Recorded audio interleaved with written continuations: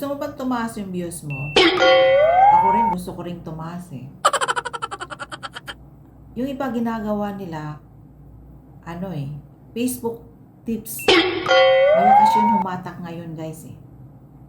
Pero kasi hindi ako magaling sa magpayo-payo eh, mga tips. Yung iba naman, pangiwi-ngiwi.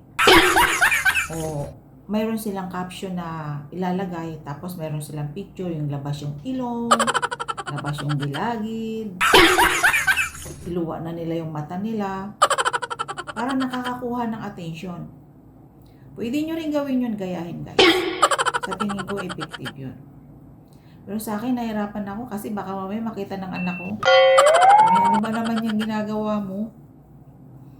Hindi ko naman maipa-private yung profile ko. Kaya pasimple na lang yung iwi-iwi na gagawin ko. Baka sakali tumaas yung views natin. Tapos, ilagay mo yung mga kita mo doon. Yung mga malalaking kita mo, piliin mo na lang. Huwag mong kunin yung maliliit, yung malalaki. Tapos, screenshot mo yon, i-post mo yon na pag malaki mo na kumikita ka sa Facebook. Malakas pang akit yun sa mga nagsisimula pa lang yung mga beginners. Parang mahihikayat mo yun sila. Tapos magme-message sila, magiging followers mo na yun. Ano pa? Yung sasabi, payakap, dalawin mo yung aking bahay. Engage mo. Kumbaga, mag-like ka sa kanila, mag-engage ka sa kanila, mag-ano ka sa kanila, yung maging followers mo sila. Maging followers ka pala nila.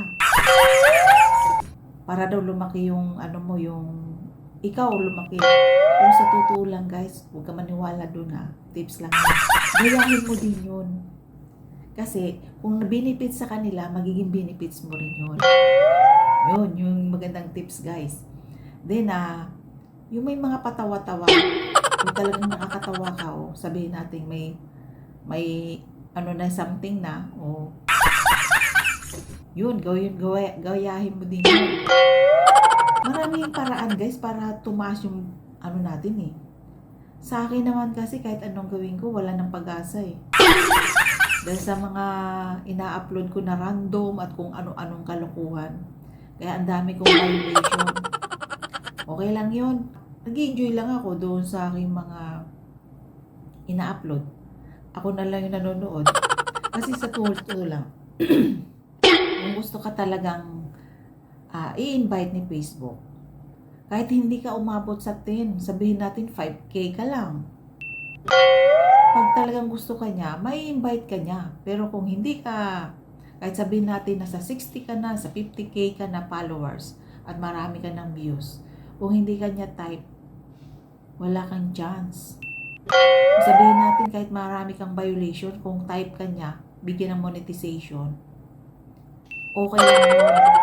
Technical error lang. Pero kung ayaw ka niya talagang bigyan, kahit anong gawin mo, kahit malinis yung yung profile mo, malinis yung account mo, yung page mo, kahit ayaw ka niya, kahit gustuhin mo, kung ayaw ka niya bigyan, wala kang magagawa. Maghintay ka. Random yan. Yung mga malalaki nga guys, sa totoo lang, stress din sila. Mas stress din sila sa akin. Yun, yung